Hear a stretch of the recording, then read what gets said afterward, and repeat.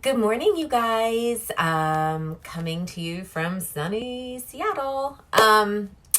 Sorry for my delay. Trying to get my kids on Zoom, and then I realized that they didn't have it downloaded. So I am multitasking right now. But today I wanted to talk to you guys about spring energy. With everything that is going on, I kind of forgot that spring was last week. So happy spring. And I wanted to talk to you about the energy that spring brings. It is all about renewal. It is all about resetting. It's all about clearing energy out, both in your house, like spring cleaning, as well as inside, like what do you want to clear out. And so what I wanted to bring up is that with everything that's going on right now with COVID, there is no coincidence that COVID is now happening in the springtime. Mother Earth is in a major reset right now, and she's reminding us that we are part of the planet. We do not own the planet. We are part of the planet, and we didn't listen with the fires or the floods or the tsunamis, and now it's kind of hitting us so that we could wake up, right? And so the fact that this is happening in springtime is a huge reset for Mother Earth, and it is a huge reset for us as human beings as well. And when we look at spring, we have to also look at the winter, right? And so this is all about death and rebirth. This, when we think about death, we think, okay, that person, that loved one is gone. But what it actually is that they're not gone. They're in winter mode. They're in hibernation, or they're in dormancy. Like, our energy is eternal. And that's a scientific fact. They don't use the word eternal, but it is, energy just changes forms, right? And so if you've experienced the death of a loved one, they are in a different form right now. They are no longer in solid physical form. They are in a energetic form, like air, right? And so, which is that dormancy, which is that winter period. So right now, we are in our own form of dormancy. Like, we are in retreat, we are in this quarantine, and it is about nurturing what we want to nurture right now, and releasing and cleansing, spring cleaning, what we want to release. So right now, I'm sorry, I've got notes. And I just went off the notes, and I'm like, oh wait, I already said that. So again, like with winter and death, it's like right now I'm looking out my window and I see these little itty bitty buds on the trees. The tree didn't die when the leaves fell off. They just went within.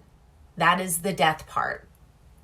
And now with these little buds, it's about, what do I actually want to nurture and grow and give sunlight and give water to, so that I could create the life that I want to live. And so if you are nurturing seeds of fear and negativity, that is what you're going to create. You're going to create like a weed farm, if there's even such a thing. Or do you want to nurture and grow that little seed that is a beautiful garden of choice and thinking positive and learning how to go within? So again, because we right now are that seed in the dirt that needs to go inside. And so what has been laying dormant inside of you that needs to be watered so that it could grow? And so, and also within that, like, again, is it positive or negative? Is it, what what are the behaviors and fears and emotions that you are nurturing? Is it anger? I mean, that's my default when I get scared, and that's my fear, and it sucks. And I'm like, okay, I don't want to nurture that. I don't want to nurture that. So what do I have to do in order to shift that so that like a beautiful flower could grow and you know, not even with that analogy, but like I could release it. You know, it's like we have that choice to keep it going or to release it. And so think about what behaviors and feelings no longer serve you right now. And what seed do you want to nurture? And right now we are all in quarantine and retreat, and this is a reset on a macro global level and a reset on a micro level and on an individual level. And so it's about what are we going to plant in our life so that we could keep growing and learning. And you get to decide. Like, we are in a forced retreat. And my hope is that actually it lasts for a while. Like, I know it's probably driving everybody nuts, but I mean, I have my kids kind of separated today because they're just picking at each other over a mechanical pencil. Like, that's what this morning was for me. And so, you know, but my hope is that we actually stay in this quarantine, in this retreat for long enough that real change will start to happen. And my fear is that if we go back to what our old normal was, I think I have a cat coming in. Yeah, got a cat coming in my room. That if we go back to the old normal, like if we come out of retreat too soon, we'll just go back to an old system that no longer works for us. And so be patient with this quarantine, be patient with the retreat, because it needs to happen. This is a seed in the earth that we're experiencing, and we have to give it time and nurture it so that a new way can be created. And so if we don't, we're going back to a broken system. You know, and so what do you want to nurture during this time so that when we eventually come out of this quarantine, which we will, just like winter turns into spring every single year, we will also come out of this. But we have to be patient because we have to nurture that seed. And so what do you want to nurture? Like, what no longer works for you?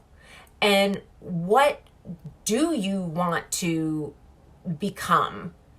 And if you don't know, take this time and go inside and craft and read and do puzzles and just be. Because if we just let that seed be and we water it and nurture it and give it sun, it will turn into a little taproot, which will turn into a little sprout.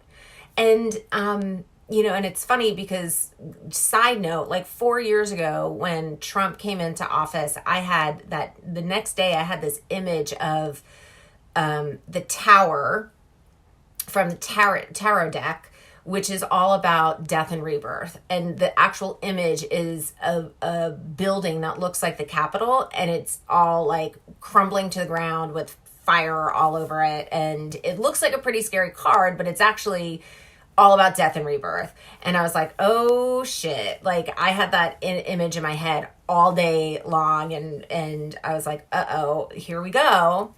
And so this is kind of the, the continuation of that. And then what happened was, I think like a couple of days later, I had another image in my mind of that same demolition, but there was a sprout of like this beautiful green little sprouty thing. And I was like, okay, this is good. This is going to be hard.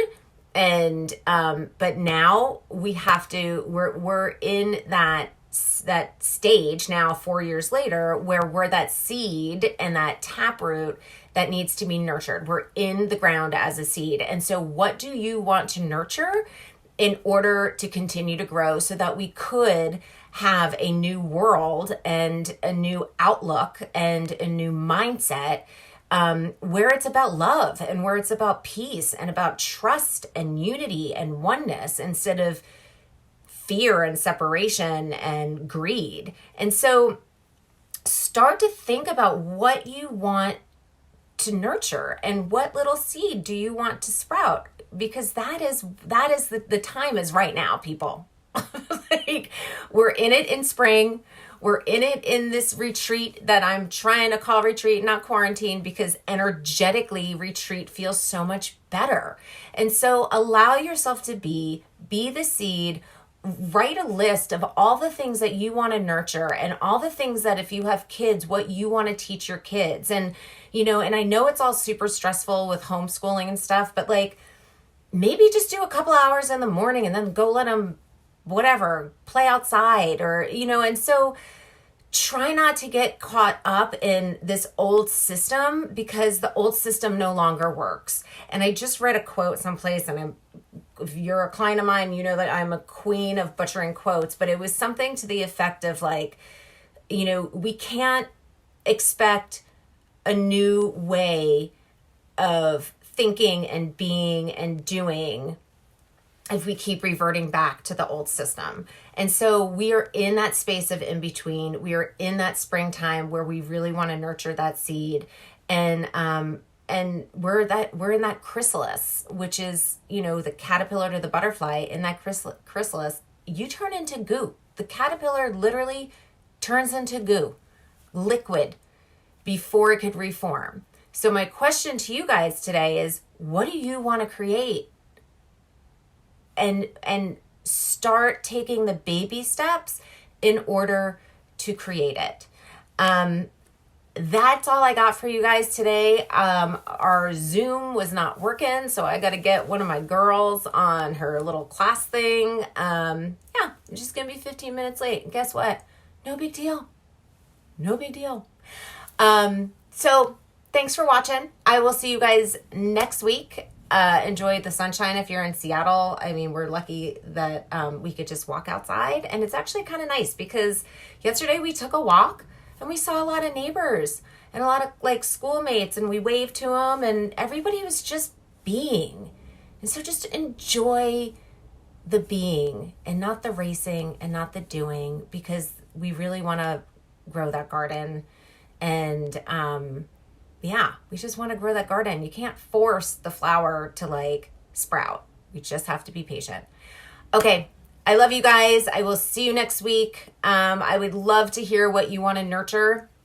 So feel free to comment below. And because if you name it, you have a 70% more chance of achieving it because you wrote it down and you got like almost 400 people to keep you accountable in this group. Okay.